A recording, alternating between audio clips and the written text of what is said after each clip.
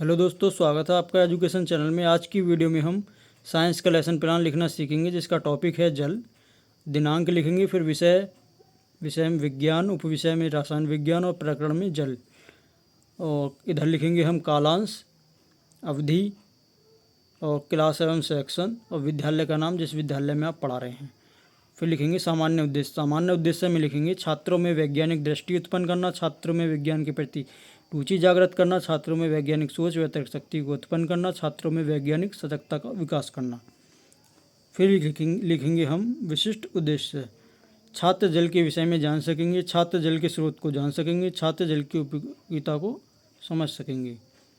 शिक्षण सामग्री, teaching ads. Teaching ads में लिखेंगे चौक, डस्टर, रोलर बोर्ड, चार्ट आदि।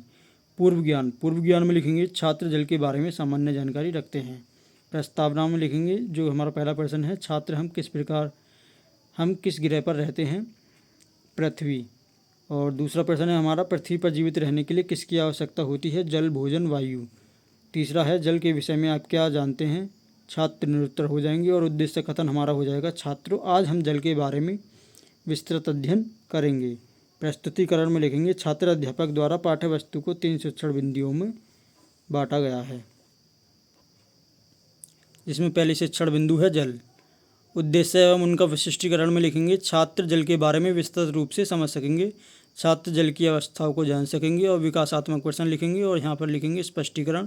जल एक पारदर्शी पदार्थ है तथा यह रंगीन, गंधीन तथा स्वादीन होता है। जल बहुत ही उपयोगी पदार्थ है। मनुष्य के शरीर में उसके भार के अनुसार 70% जल होता है। प्रत्येक प्राणी को जीवित रहने के लिए जल की आवश्यकता होती है। जल हमें 3 अवस्थाओं में पाया जाता है, ठोस, द्रव तथा गैस।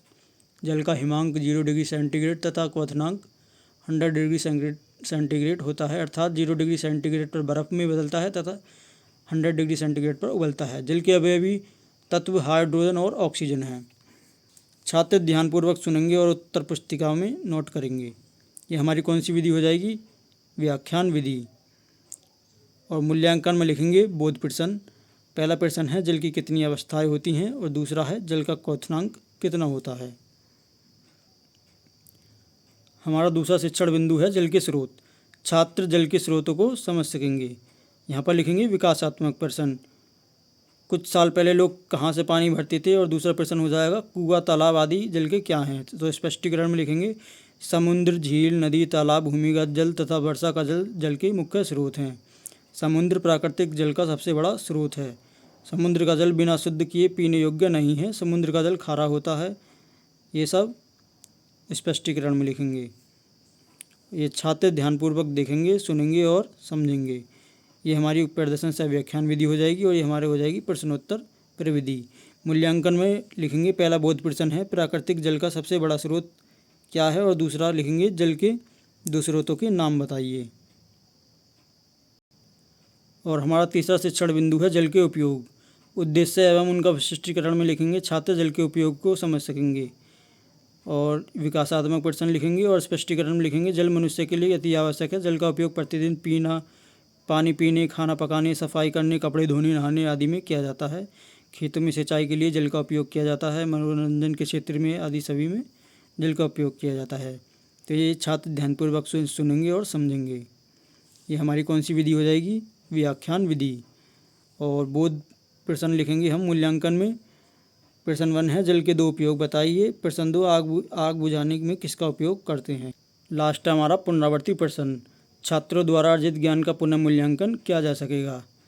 छात्र इन सभी प्रश्नों के उत्तर देंगे। ये हमारी क्या हो जाएगी? प्रश्नोत्तर विधि। और दूसरा हमारा गृह कार्य, छात्रों द्वारा अर्जित ज्ञान का दायित्व प्रदान किया जाएगा। निम्न प्रश्नों को छात्र घर से करके लेके आएंगे। ये हमारी कौन सी विधि हो जाएगी? निरीक्षण विधि। तो ये था हमारा जल पर लेसन प्लान। यदि वीडियो आपको अच्छी लगे तो प्लीज़ चैनल को सब्सक्राइब करें और वीडियो को लाइक करें। धन्यवाद। मिलते हैं नेक्स्ट वीडियो में।